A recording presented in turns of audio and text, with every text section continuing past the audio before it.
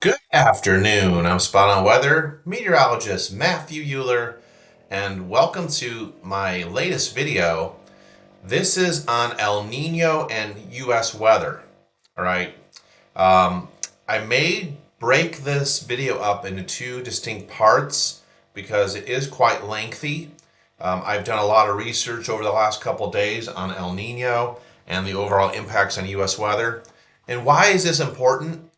Because we're looking at the onset of an El Nino, specifically per the latest forecasts, late this summer, potentially in the early fall of this year. After coming out of La Nina for 3 straight winters, we are actually going to be looking at El Nino conditions potentially for the upcoming winter. Additionally, I'm going to take a look and delve deeper into other El Nino impacts. So again, we may cut this off after a certain point in time. Just we'll have to see how things progress. My goal is never to make these too long, these videos. All right, so let's go ahead and take a look at the overview to start with. The first thing I want to mention is El Nino has a profound influence on the weather across the United States. And you might have just been watching the local weathermen or the meteorologists on the news. And they always talk about El Nino or La Nina, what kind of conditions we have in the Pacific Ocean, and how that could potentially lead to specific weather outcomes. I'm going to focus on two El Nino specific areas in today's presentation. We'll talk about the North Atlantic hurricane season. I want to start off with that, and then I will move into El Nino and the impact to United States winter season. Overall, El Nino definitely tends to favor a less active hurricane season across the North Atlantic, and I'll get into those reasons here shortly. Now, during the United States winter season, the strength of El Nino is very important in determining the sensible weather. There's several plausible outcomes, and you'll see by this research I conducted the various types of outcomes that are possible depending on the El Nino strength of the winter season. Let's first start with a look of what is El Nino exactly. This graphic here on the left, I got this graphic from what the conditions look like in 2015 as compared to 1981 to 2010 climatology. You'll notice this maroon looking color from off the west coast of South America straddling the equator right on back westward to this Nino 3.4 region. This Nino 3.4 region is basically defined by this box. The latitudes are 5 degrees north to 5 degrees south, and then the longitudes of the Nino 3.4 region are from 120 degrees west back to 170 degrees west longitude. So this is what we refer to when we talk about whether there's an El Nino or a La Nina. We look at the overall temperature anomalies within this specific box to determine if we have an El Nino or not. What is El Nino in general? It's a weather phenomenon that occurs irregularly every 2 to 7 years in the eastern tropical Pacific. What happens during El Ninos are the east to west surface winds, those trade winds, tend to weaken, while the warmest water is going to be generally over the eastern Pacific. The strength of the El Nino is going to be dependent on the temperature anomalies, as I mentioned, within this Nino 3.4 region or box. And El Nino is characterized by a positive oceanic Nino index, positive ONI of greater than or equal to positive 0.5 degrees Celsius. And the El Nino, another criteria that NOAA uses, is it must be forecast to persist for 3 consecutive months. This is the example again from 2015, what the water temperatures look like across equatorial and central Pacific. You can definitely see by the maroon coloring we did have much above normal water temperatures during that particular year. This is a look at the latest sea surface temperature anomalies as of the 8th of April 2023. And you will notice the warming waters denoted by this orange coloring off the west coast of South America. That is an association with that developing El Nino that we're experiencing. We just flipped the switch from below normal water temperatures here the last 3 winters, and now we're rapidly changing things around here off the west coast of South America as far as warming waters, warmer than normal waters. Over time, what we expect and per the climate models is for this warming to expand further westward, specifically into that Nino 3.4 region. This is a natural variation of the El Nino Southern Oscillation. It's abbreviated ENSO. This goes back to 1950. From 1950 to about 2016, it really goes back to that 2015-16 winter. And then you can see the classifications here. On the y-axis, we have the O&I index, how far above or below normal are the water temperatures in the Nino 3.4 region. And you'll notice they range from 0 to positive 3 degrees Celsius above normal, from 0 to minus 2.5 degrees Celsius below normal. And so this is a nice encapsulation of when we saw La Nina years versus El Nino years. And if you take a look, the classifications, if it's 2 degrees Celsius or greater, we generally are looking at a very strong El Nino situation. And look at the peaks of some of these. 82-83 winter was a very strong El Nino. The 1997-1998 winter was a very strong El Nino. And then also the 2015-16, that winter specifically was a very strong El Nino. So very strong El Ninos where water temperatures are exceeding 2 degrees Celsius above normal in that Nino 3.4 region, they have not occurred very often. You do see additionally some of these spikes or these peaks in the spikes occurring in the strong territory between 1.5 and 1.9 degrees Celsius above normal water temps in Nino 3.4 region. You see the different years here for that occurrence. And then you see also other cases where we saw a moderate El Nino event in different years and then a weaker El Nino event. The very strong years, again, really above 2 degrees Celsius El Ninos, very strong El Nino years were 82-83, 97-98, and 2015-16. Now we look back at the ENSO historical record. Now this one's just going back to 1990.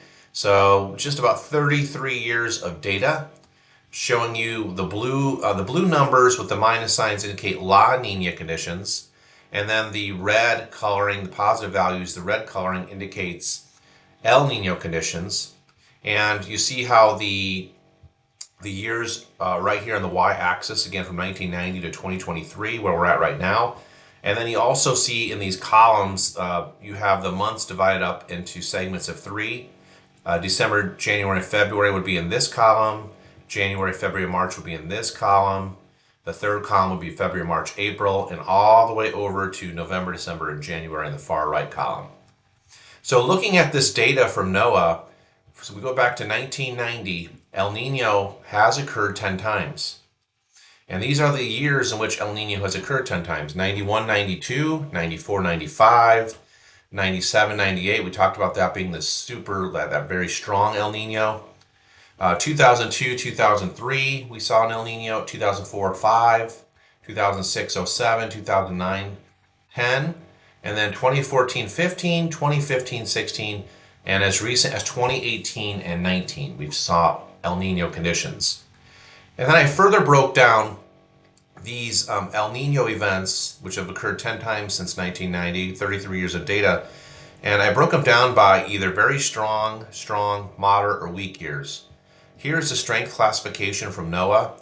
A weak El Nino, generally you see temperature departures of 0.5 to 0.9 degrees Celsius above normal in that Nino 3.4 region.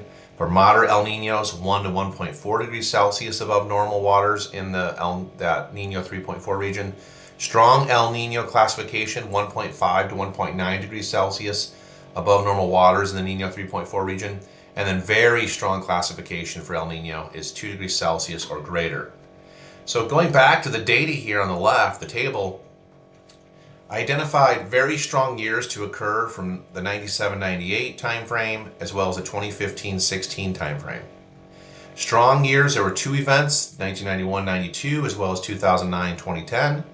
For moderate El Nino years, we saw 1994-95, the next year actually, 95-96, as well as 2002 and 2003.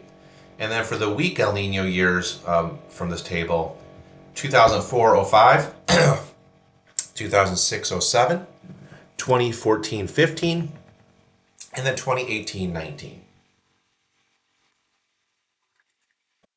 All right, so now Before I really delve into some of the impacts of El Nino on the hurricane season across the North Atlantic, let's first talk about something that's known as Walker circulation. The Walker circulation is a Pacific Ocean atmospheric circulation. It's a coupling between the underlying ocean, the overlying atmosphere, and in general, what you have is the lower part of this Walker circulation loop flows from east to the west across much of the tropics near the surface, and that is typically where we see our northeast trade winds. All right, so we see our northeast trade winds. You see the arrows here on the graphic on the left. This arrow going from the west toward the east across the tropical Pacific. That's the lower loop of that Walker circulation. And by the way, this is occurring during ENSO neutral conditions. So in this case, we do not have a La Nina, nor do we have an El Nino. What you have going on in the Walker circulation is generally rising air here in the west. In this example, it would be the western North Pacific, be rising air motion in the vertical. And across the east, we typically have sinking vertical air motion. So at the low levels, we have a flow from the east to the west, those tropical trade winds. And then we have air rising over the western North Pacific. You see the airflow at the upper levels of the atmosphere working their way back towards the eastern Pacific, and then the air sinks over the eastern North Pacific. Warmer ocean waters also are typically occurring in the western North Pacific, with cooler ocean waters in the eastern North Pacific. That promotes rising air over the west and sinking air over the east. So this is a typical Walker circulation over the Pacific as an example here. When we look at the North Atlantic hurricane season, what we're interested in is this extension of the Walker circulation from west to east during ENSO neutral conditions. There you see a little finger of that. And then we have rising vertical air motion, typically in ENSO neutral years over the Caribbean. Now, let's look at this ENSO circulation comparisons now between an El Nino versus a La Nina. Now, again, we're talking one major connection here, an ocean-atmosphere coupling. We typically see during El Nino, and that's the graphic here at the top here, typically we see this orange coloring here. This indicates warmer than average water temperatures. And then this aqua coloring in the western North Pacific indicates below normal water temperatures. Okay, this is during El Nino. So think warmer west, or actually warmer eastern and central North Pacific for El Nino, and then cooler than normal waters for the western North Pacific. Now this promotes differences in the Walker circulation. So whenever we have above normal water temperatures, sea surface temperature anomalies positive, we typically see rising vertical air motion here in the eastern Pacific. And over those cooler waters, you typically get sinking air motion. All right. So that's during El Nino. If we look at La Nina here at the bottom left, it's just the reverse pattern. Now we have the warmer than normal waters out over the western North Pacific and rising vertical air motion over the western North Pacific during La Nina. And we have cooler than normal waters over the eastern Pacific and sinking vertical air motions. Okay, that's during La Nina. So it's a complete reversal of the pressure pattern of that Walker circulation. These conditions are opposite for El Nino, are opposite of La Nina. And the changes in this Walker circulation of the tropics results in changes to where the heaviest precip falls. And just think of it like this. Warmer than normal waters, that's going to promote increased cloudiness and precipitation, whereas colder than normal waters are going to promote less cloudiness and less precipitation overall. So believe it or not, this Walker circulation and the way the air rises and sinks across the western North Pacific all the way to the eastern North Pacific, that really makes a difference downstream of the weather across the United States, as well as the North Atlantic hurricane season. Typically, during El Nino, you got a stronger branch, a stronger jet here, jet-like winds, jet stream-like winds, which help to increase vertical wind shear during El Ninos. This piece, this lower loop piece of the Walker circulation is actually stronger than normal. And also the air is sinking in the Caribbean during El Nino with this Walker circulation, which is going to definitely go against promoting any type of tropical system development, any cyclone development. Here we go. Typical El Nino influence in North Atlantic hurricane seasons. Look at this. Across the eastern North Pacific, we have more hurricanes. We have less vertical wind shear at that location. and was typically more warmer and wet over the tropical Pacific, Eastern Pacific into the Central Pacific. Well, over here in the Atlantic, meanwhile, for the hurricane season, the North Atlantic hurricane season, we see fewer hurricanes due to stronger vertical wind shear. Just think of vertical wind shear being an increase of wind speed or even perhaps a change in wind direction with height. That stronger vertical wind shear is going to lead to stronger trade winds on the Atlantic side and also greater atmospheric stability. That's exactly opposite of what we'd want to develop hurricanes. We'd want atmospheric instability. Here is the latest model forecast, the climate model forecasts. On the left here, I'm showing model predictions for the upcoming El Nino. This is from March 2023 forecast. This is the International Research Institute, IRI. Now, the IRI models are indicating anywhere from a weak to a moderate strength El Nino by the fall season. By the way, in the bottom x-axis here, we do see the groupings 3 months at a time, but the groupings of the months are down here at the x-axis and the horizontal.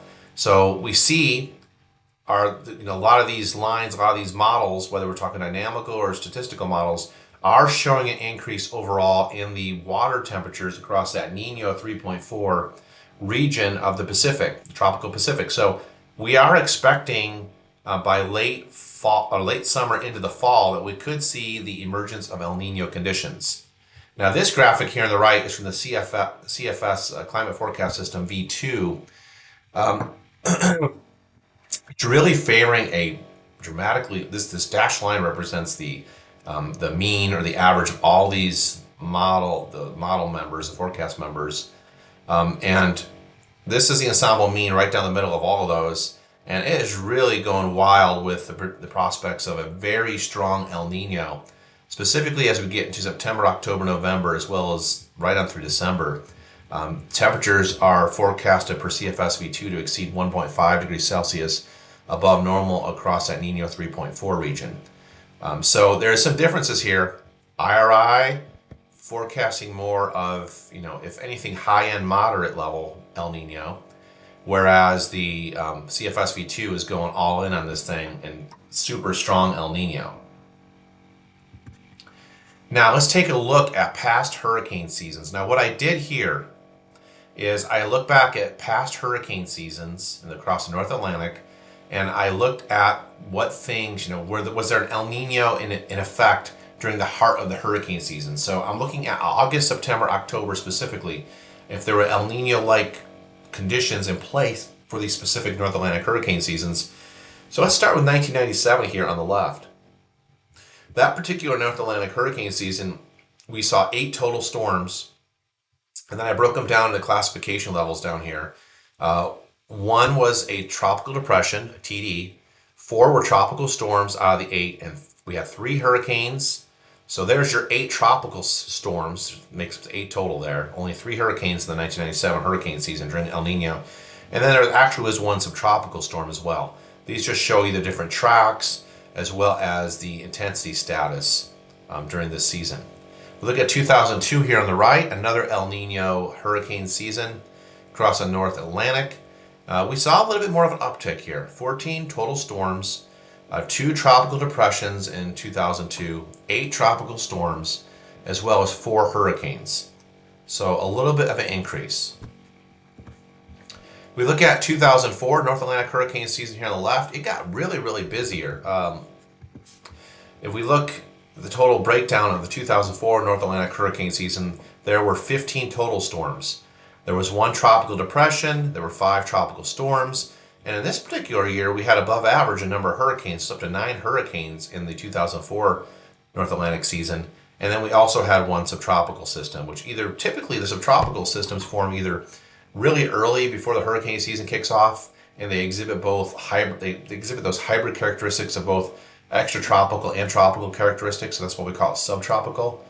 They exist either early in the season, really before the hurricane season officially starts, or late in the season, like towards November, when we start getting more extratropical interactions with further south in latitude.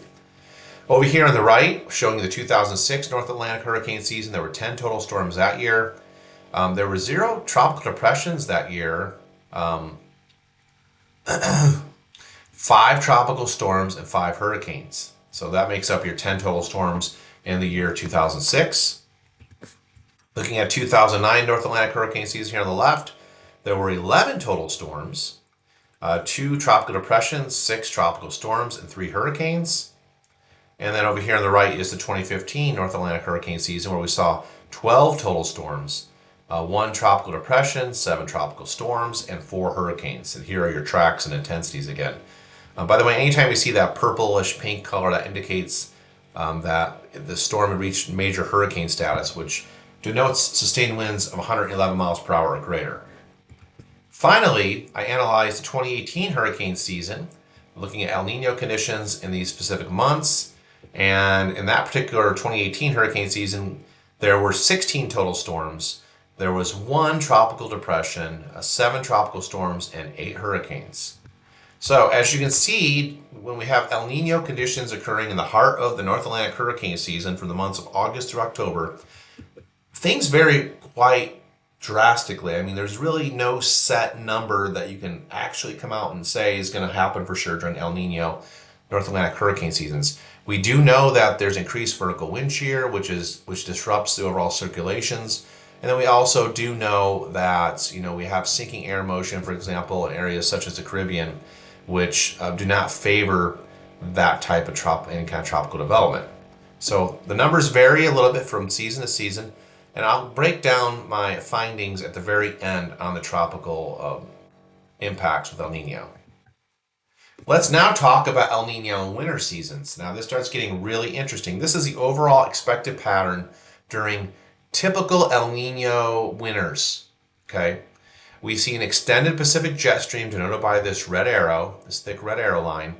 Amplified storm track is further to the south during El Nino winters. So there's typically wetter conditions for Southern California, Arizona, New Mexico, Texas, Louisiana, Mississippi, Alabama, Georgia, right on up to the Carolinas.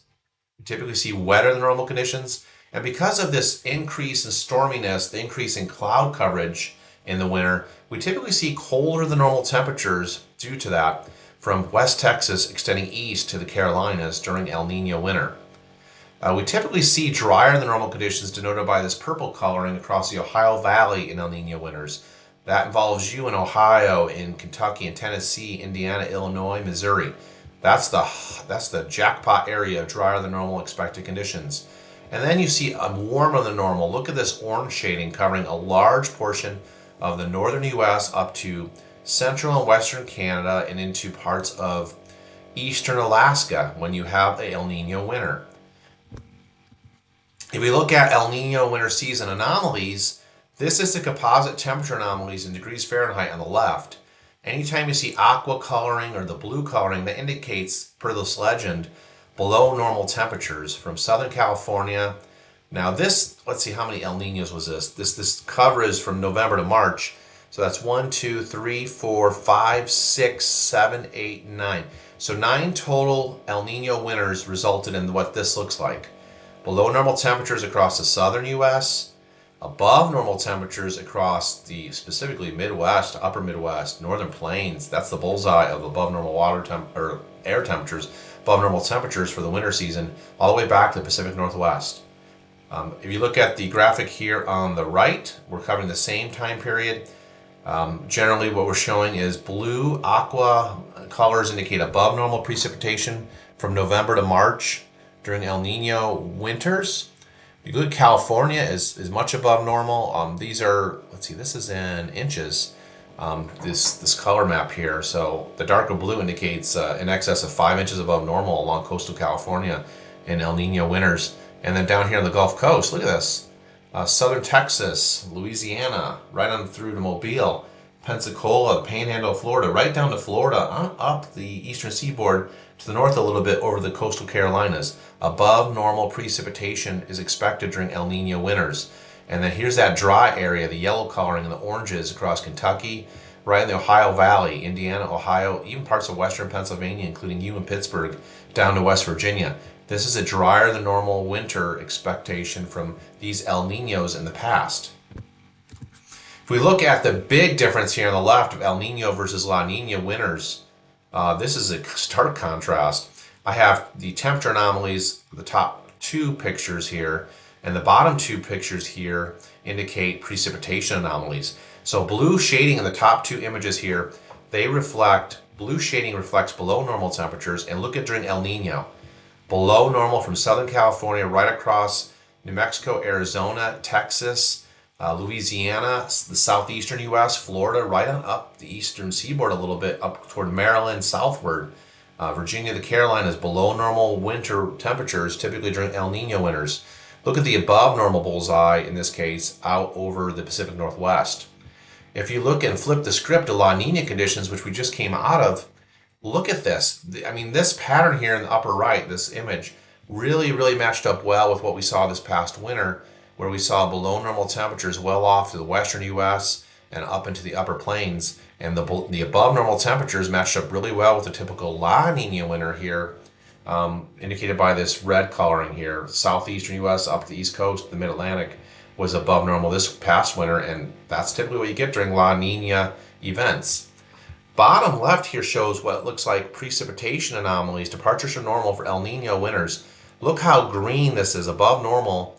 You see along the coast of California, and then also along the Gulf Coast into Florida, and then all the way up into the Mid-Atlantic, we have above normal precipitation during El Nino winters.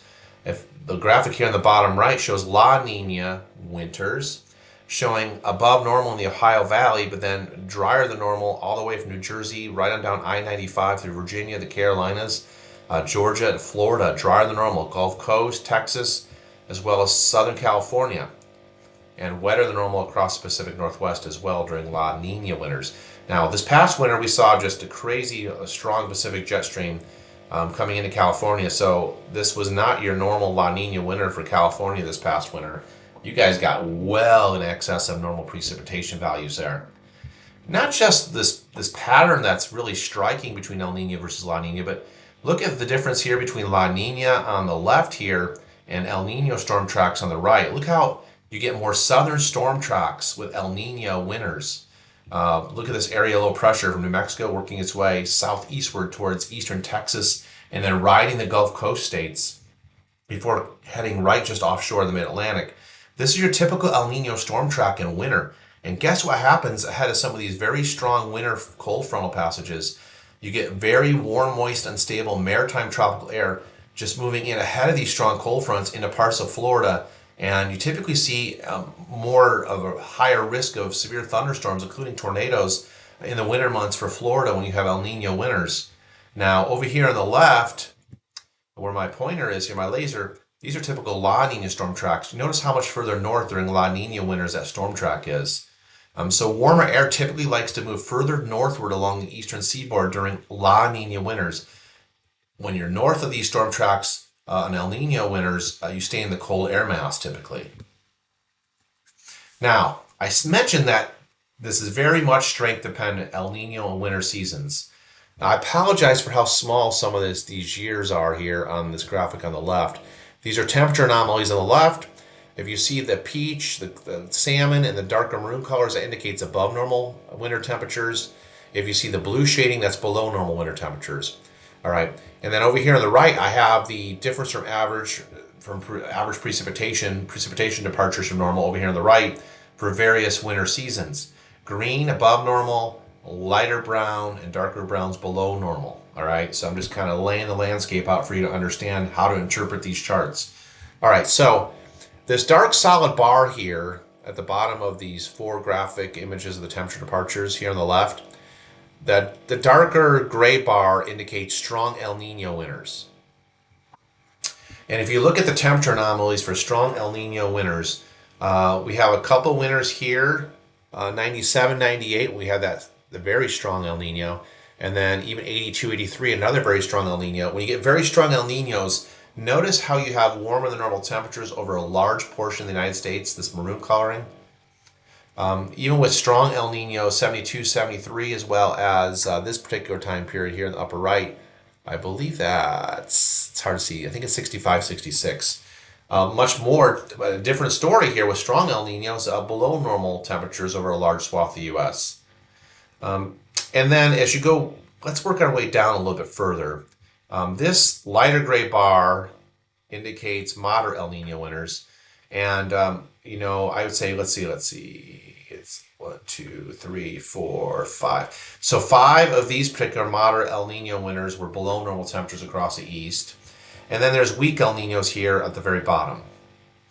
So there's a wide variety of temperature anomalies per the different strengths of El Nino. Very strong. There's a pretty good positive correlation with above normal temperatures all over a large chunk of the United States for the winter season. Strong El Ninos, you have varying results depending on what else is going on with the climate drivers for that winter season. And then moderate El Ninos, you see also varied results. And I'll get into those details at the very end with my summary of this data. But I just wanted to show you that the strength does matter. How strong will this upcoming El Nino get this year?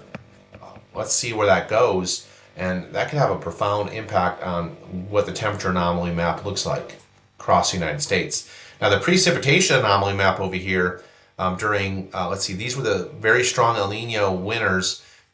California was extremely wet during these 2 winters, 97, 98, 82, 83. And then you had much above normal precip as well along the Gulf Coast, creeping its way up along the coastal sections of the Mid-Atlantic.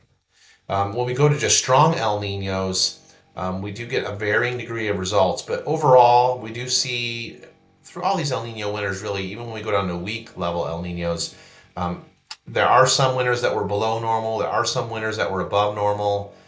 So again, it varies widely. And I mentioned on this slide about how the strength of El Nino and the overall outcome does change from winter to winter here. But there's some other major things that are involved besides just El Nino that dictate the weather patterns for the winter season. This is an example of one of those, and this is what happens when you get an El Nino type situation along with a negative Arctic oscillation. So if we take the Arctic oscillation climate driver or teleconnection, you can see what happens here when you have El Nino winter along with a negative AO. Much below normal temperatures are indicated by the blue shading over from the Rocky Mountains all the way to the East Coast in that case. So although El Nino is a big factor to consider for the upcoming winter, there's other teleconnections or climate drivers, and the Arctic oscillation is just one of those. We talk a lot about in the winter about the other teleconnections, North Atlantic oscillation, the PNA Pacific North American pattern, the EPO Eastern Pacific oscillation. What state of the MJO do we have for the Mad-Julian oscillation? All matters. Something similar to this pattern, by the way, on the left here occurred during the 2009-2010 winter season. So what I did next is I took a look at very strong, I broke the El Nino category, the strength categories down into winter temperature anomalies. This was the very strong El Nino of 97-98 winter season. And I broke down the 3 meteorological winter months. So December is in the upper left, January is in the middle, and then the bottom right, I'm showing you February. So let's take a look at this 97. December 97 here on the upper left. The blue shading, by the way, in these graphics indicate below normal temps.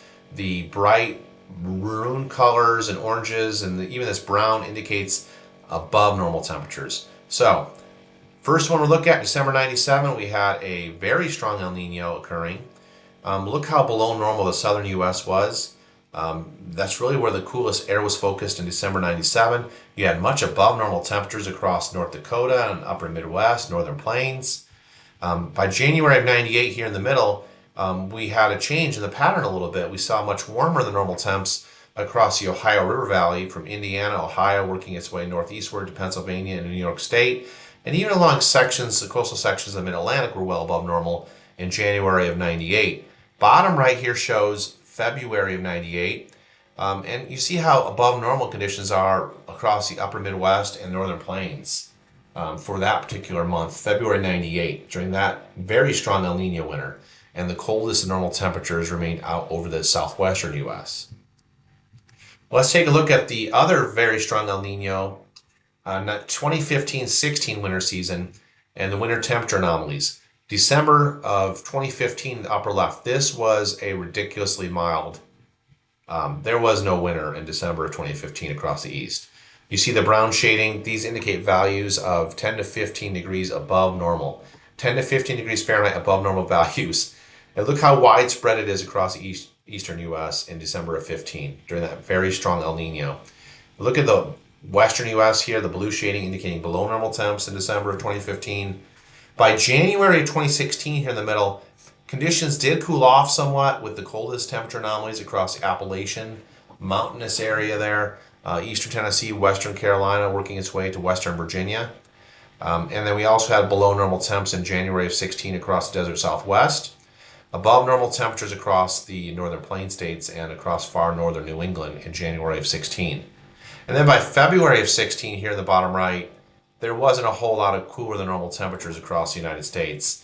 And the hot spot still remained across the northern plain states, really, Montana and the Dakotas for February 2016. This was the overall mean departures from average from NOAA from December 2015 to February 2016, that winter basically, showing how much above normal the air temperatures were. Look at across North Dakota and northern Minnesota. I mean, you're talking about values 8 to 10 degrees Fahrenheit above normal for the winter season from 2015-16. And these are the precipitation percent of average, green indicating above normal precipitation, brown below normal.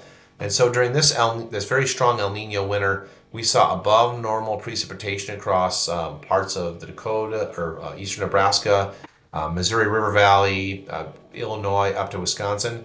We also saw above normal precip across the Mid-Atlantic down to parts of Alabama and Georgia, as well as southern Florida.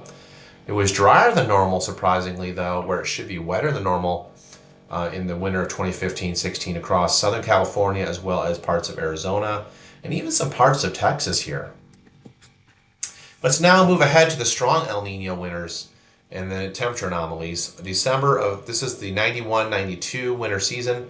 This starts with December 91 here on the upper left, showing well above normal temperature anomalies across the northern plains. Are you noticing a theme here during El Nino winters where the warmest temperatures typically are?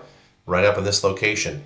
That really didn't change here. If you look at the temperature anomalies, mean temperature anomalies of January of 92 during the strong El Nino winter, look how above normal things are across the Dakotas, eastern Montana, extending southeastward towards eastern Nebraska and western Iowa. This is the hot spot. And then over here on the bottom right, showing February 2016. Oh, no, it shouldn't be February 2016, my bad. That is not the correct graphic down here in the bottom right, so I do apologize for that. That is not February of 92. You start putting these all together after so many slides and you start mixing them up a little bit. So apologize for that. That's not February of 92. We'll move on. You get the hint, though, of what the winter looked like based on these anomalies. Cooler than normal temperatures by January of 92 across the southwestern U.S., including California. This is the 2009-2010 winter season. This was a very interesting winter season. Even though we had a strong El Nino, the other climate drivers, specifically the Arctic Oscillation and the North Atlantic Oscillation, went strongly negative, right? And so that helped to offset some of the typical influences you would see from an El Nino winter across the United States. Specifically, look at how much colder than normal things are across the upper plain states, the northern plains, across Montana and the Dakotas in December of 2009. And even the whole United States, look how below normal things were denoted by the blue coloring in December of 2009. That was a wild month, by the way. There was a lot of nor'easters that were going up the coast as well with the colder than normal temperatures in place. And some big time snows occurred across the mid-Atlantic to New England. January of 2010 over here in the middle, showing the green coloring indicating below normal temperatures across a large swath of the U.S., specifically the central U.S., Iowa, Missouri, parts of Kansas, Illinois, working their way southeast to Florida even for January of 2010. And then over here on the right shows February 2010. This was just a, wow, well below normal month, specifically for the southern U.S. We're talking 10 to 12 degrees Fahrenheit below normal in the purple shading here, the deep south, for February 2010 for the mean temperature anomalies. So yeah, that was real interesting. Even though there was a strong El Nino, that was an interesting winter. Here were the mean temperature departures from average in the left. Look how the purple shading dominates most of the southern U.S., even the central U.S., working its way to the East Coast. It was warmer than normal up in New England the winter of 2009-2010, believe it or not. And then over here on the right shows, again, those precipitation departures from average for the winter of 2009-2010. Green indicating above normal precipitation. So again, you see from the Gulf Coast to Mid-Atlantic during the strong El Nino winter of 2009-2010, and also across parts of Southern California, it was above normal. Parts of Texas above normal precipitation. And then you see well below normal across coastal Oregon and Washington State and parts of Idaho as well. Looking at moderate El Nino winter, an example is 94-95 winter season. And December of 94 was pretty much above normal across a large chunk of the US outside of California. And by the time we got to January of 95 here in the middle, we did see some cooler than normal pockets across Florida, across the Midwest, across parts of the southwestern US, and then well above normal across New England in January of 95. Over here in the bottom right, we show February of 95, and boy, did things turn in the east.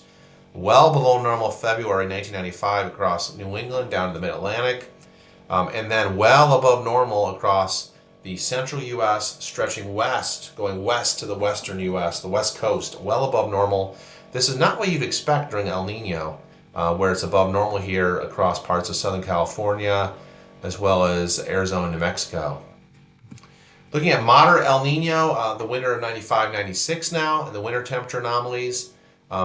This was December 95 up here in the upper left, showing green coloring well below normal temperatures for the mean across the Mid-Atlantic, all the way up to the upper Midwest, and all the way to New England, and above normal temperatures in December of 95 across the western U.S. January of 96, things got a lot colder in the northern plains states, where we saw mean temperature departures on the order of 10 to 15 degrees Fahrenheit below normal, denoted by the purple shading here. And then the blue shading covers a large portion of the eastern U.S. as well for below normal temperatures in January of 96. Milder temps across the southwestern U.S., including California, in that particular month. And then over here on the right, bottom right, shows February 96. There were below normal temperatures across the eastern U.S., denoted by the blue coloring, as well as Florida. And then there were above normal temperatures in California, as well as parts, pretty much the entire state of Arizona and New Mexico. So that really changed things. Looking at the next moderate El Nino winter, this is the 2002-2003 winter season, showing well above normal temperature anomalies in December of 2002 across the northern plain states back to the Pacific Northwest, and below normal temperatures in December of 2002 across the eastern U.S. all the way up the East Coast. By January of 2003 here in the middle, we had much above normal temperatures in January of 2003 across the western U.S., the warmest temperatures centered on Nevada, and then we had below normal temperatures in the eastern U.S. And then February of 2003, wow, look at this. Below normal temperatures continue across the eastern U.S., including New England for February of 2003. And this again was a moderate El Nino winter. Now let's move on to the weak El Nino and the winter temperature anomalies. This is the 2004-2005 winter season.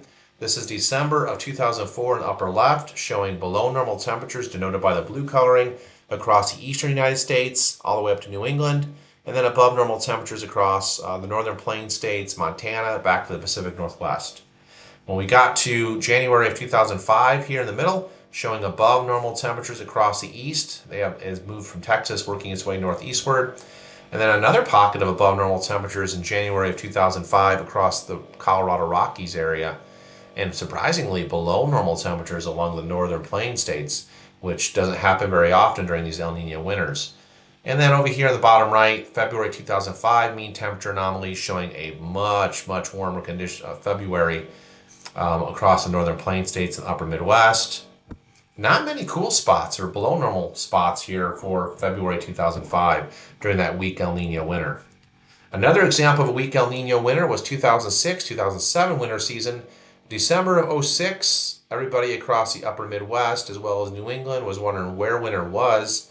Didn't feel anything like December in that particular weak El Nino winter. Over here in the center, showing January of 2007, still above normal temperatures from the northern plains, upper Midwest to the East Coast, Mid-Atlantic included. And look at where the below normal temperatures were in January of 2007. They're across the western U.S., all the way up to the Pacific Northwest, which you would not typically expect during El Nino. And the bottom right here shows February 2007 mean temperature anomalies, with the bullseye and the purple coloring here are the coldest anomalies across the Ohio Valley, the Midwest, Illinois, Indiana, Ohio, right along Interstate 70 to Interstate 80 in Pennsylvania. It was a very cold February in 2007 across Mid-Atlantic, Ohio Valley to New England. And then the 2014-15 season featured a weak El Nino winter. This was December of 2014, the upper left, showing much of the United States above normal for that particular December. Really, you don't see any blue shading here at all, do you? The middle graphic here shows January 2015. We finally got colder across New England, down to Ohio River Valley, as well as eastern U.S. And look at Texas. You got way more colder than normal in this green shading here in South Texas. Laredo, Corpus Christi area. And look at the above normal temperatures in January 2015 during that weak El Nino winter across portions of the western U.S., California to Washington State, as well as the upper plain states. And then finally over here in the bottom right, we see February of 2015, and that was a bone-chilling February for the eastern U.S. Look at how deeply purple these blues are, and you even have some maroon shading here indicating temperatures in excess of 15 degrees Fahrenheit below normal across portions of the Great Lakes area of New York State. And look at the western U.S. here, well above normal in February 2015. This is all during a weak El Nino winter. This was the anomalies for 2014-2015 winter season, showing the well above normal temperatures generally to the western U.S. and below normal temperatures by the purple shading over the Ohio Valley to New England. And then the departures from normal as far as precipitation goes for the 2014-15 winter season. A lot of below normal precipitation values there across the Pacific Northwest, including the Sierra Nevadas of California, parts of Southern California below normal precip for that winter, underneath that ridiculously resilient ridge. And then that deep trough in the east, we did see some drier than normal conditions due to like bitterly cold and dry air masses dropping down from Canada. But we did see some pockets of above normal precipitation for the winter across coastal North Carolina, as well as down towards southern Georgia and North Florida. And then I believe this is the last one. Yes, it is. Okay. This is the last week El Nino comparison I'll give you for winter season. This was a 2018-19 winter season, so not that long ago. This was December of 2018, the upper left, showing temperature anomalies. And the peach colors, these darker peach colors, above normal temperatures across eastern Montana and the Dakotas. Much of the U.S. was above normal outside of a few cold pockets across the western U.S. and up into northern New England for December of 2018. Then we got to January 2019, and this is a weak El Nino winter, and we had milder than normal, slightly milder than normal, not drastically across southeastern U.S. to mid-Atlantic, and then also across the Montana area, it was above normal. And then finally, the bottom right showing the February 2019 mean temperature anomalies. And look at what happened here. Oh boy, that's some purple coloring there, indicating temperatures in excess of 20 degrees Fahrenheit below normal in Montana, extending eastward towards North and South Dakota. Additionally, we had below normal temperatures across the western U.S. in February 2019, with above normal temperatures from the Gulf Coast working its way northeastward to the Tennessee Valley, as well as portions of the Mid-Atlantic. Here was the 2018-19 winter season overall, mean temperature departures per NOAA, above normal winter season and temperature department across the eastern U.S., below normal pockets denoted by the purple shading, and then it was wetter than normal across the same areas that were warmer than normal during this weak El Nino winter season. So now I'm going to break down the summary of all this data, all this data I looked at, El Nino and the impacts on U.S. weather. We'll start with the hurricane seasons in the North Atlantic. So I took a look at the years when the El Nino criteria was met during the heart of North Atlantic hurricane season, and I consider the heart of the hurricane season to run from August to October, and I went back to 1990. I looked at 7 total North Atlantic hurricane seasons over that period that met the criteria of El Nino during the heart of the hurricane season. So I looked at the 1997 hurricane season, the 2002, 2004, 2006, 2009, 2015, and 2018. So I looked at these specific North Atlantic hurricane seasons. in which El Nino criteria was met during the heart of the hurricane seasons. Now, El Nino overall favors below average hurricane seasons, and again, that's due to that increased vertical wind shear. Increasing wind speed with height is going to rip as you have the updrafts from the warmer waters of the tropics. That the stronger upper level winds are going to rip those thunderstorm clouds apart. And it's not really going to allow a tropical system to really get its act together. So we have unfavorable vertical air motion typically for El Nino hurricane seasons. And then also the average North Atlantic hurricane season, I didn't mention this earlier, but the average North Atlantic hurricane season breakdown is 14 total storms, 7 hurricanes, and 3 major hurricanes. When we say the word major in front of hurricanes, that denotes sustained wind speeds in excess of 111 miles per hour. So looking at what I just introduced to you here, the breakdown of these hurricane seasons, the 7 total, with El Nino conditions during the heart of the North Atlantic hurricane season, these were the results. We saw 4 of the 7 seasons finishing with below average number of storms. That represents the majority, and that generally would be in line with the expectations that we'd have for El Nino hurricane seasons. Should typically finish below average, and a lot of the hurricane forecasting agencies and most of the El Nino seasons, El Nino conditions during hurricane seasons are going to forecast for below normal numbers typically. Now, 1 out of 7 of these hurricane seasons finished at the average number of storms, so at 14 for the season, but just 1 of those 7 seasons, not many. Now, 2 of the 7 seasons finished with below average number of storms. Additionally, so we had 1 of 7 finishing at average 14 storms for the season. We had 2 of 7 seasons finishing below average number of storms. And we had 5 of the 7 seasons finishing with below average number of hurricanes. Now, I went ahead and broke it down further. I didn't just do storms in this analysis. I also broke it down into the number of hurricanes as well as the number of major hurricanes. So 5 of the 7 seasons I analyzed finished with below average number of hurricanes. So that would be below that 7 number. 2 of the 7 seasons finished above average number of hurricanes. So really, the majority of these seasons during El Nino conditions, the North Atlantic hurricane seasons, finished with below average number of hurricanes. So that tells me that that wind shear is really keeping the intensity or strength of these hurricanes in check. 6 of the 7 hurricane seasons finished with below average for major hurricanes. So you really don't get the ideal conditions of reduced wind shear during El Nino North Atlantic hurricane seasons. 6 of 7, so only 1 of those 7s finished with average number of hurricanes at 3. So this pretty much is in line with what you'd expect with El Nino North Atlantic hurricane seasons. Reduced overall numbers in 4 of 7 seasons of storms. And then also lower than normal number of hurricanes, as well as below normal numbers for major hurricanes. Now, let's shift gears and look at the data I compiled for winter seasons and El Nino impacts. Now, again, here's the main thing I want to get across. El Nino strength really does matter, and it favors different winter outcomes. We looked at this, okay? We looked at these different strength El Nino temperature departures. We looked at this and the precipitation departures from normal. And there's a wide variety of outcomes possible. We can say generally what the overall weather pattern looks like for El Nino winters, but there could be other climate drivers or teleconnections that could come in there during these El Nino winters and totally throw things off. So let's take a look. All right, so I studied a total of 12 El Nino winter seasons. And I came down with this breakdown. Very strong El Nino winters occurred in 2 of those seasons I studied extensively, 97-98 and 2015-16. And those very strong El Nino winters favored warmer and wetter conditions. And I'm focused here in my analysis across for the mid-Atlantic states, right?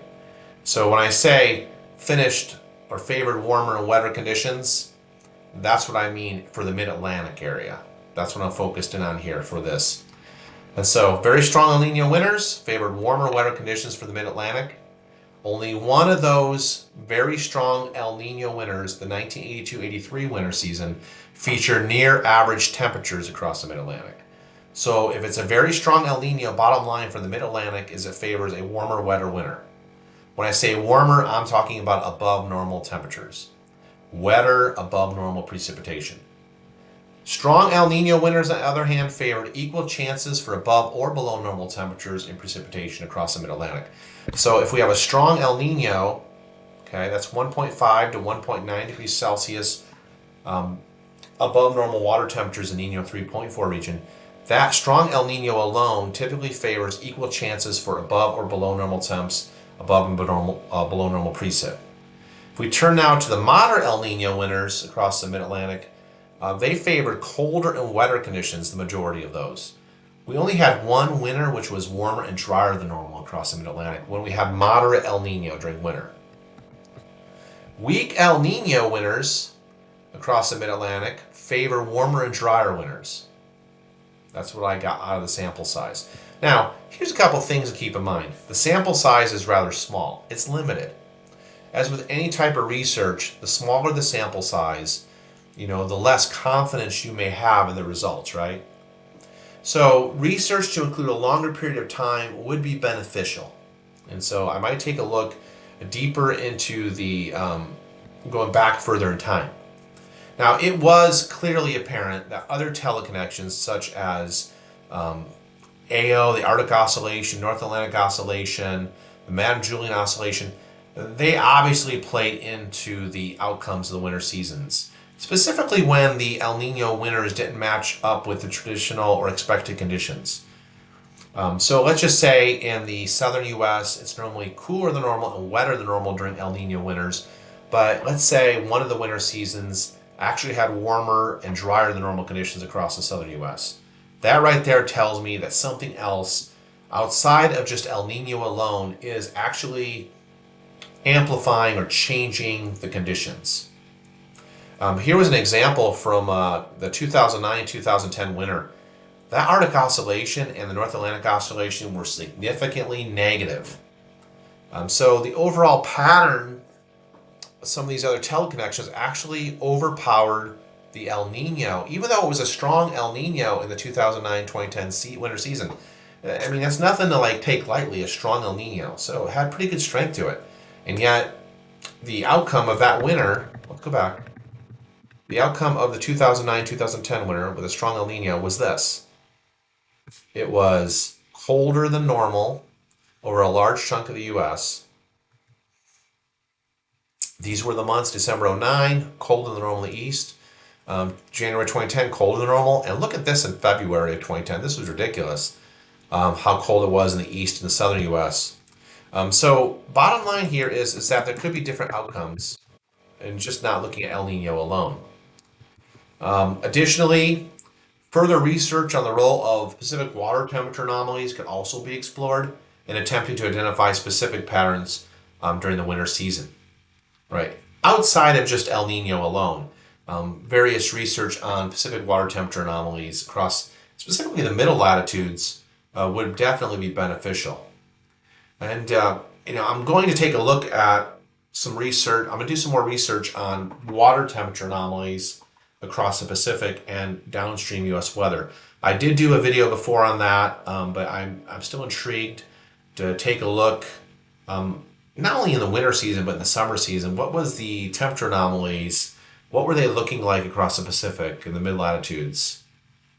So anyway, I decided to do the whole video. As you can see, I got into this and I didn't stop. So hopefully you got a lot out of this video. It really takes me some time to put these charts together and to look at this data very closely. I mean, it really does. And I'm happy that, hopefully you get something out of this, out of the research I conducted. And I'm going to be doing a lot more videos like this over the summer. Now that winter is past and things are pretty quiet. But overall, that's all I got for now, everybody. And, again, thank you so much for subscribing to the Spot on Weather YouTube channel. And that's all I've got. And until next time, everybody, take care and God bless everyone.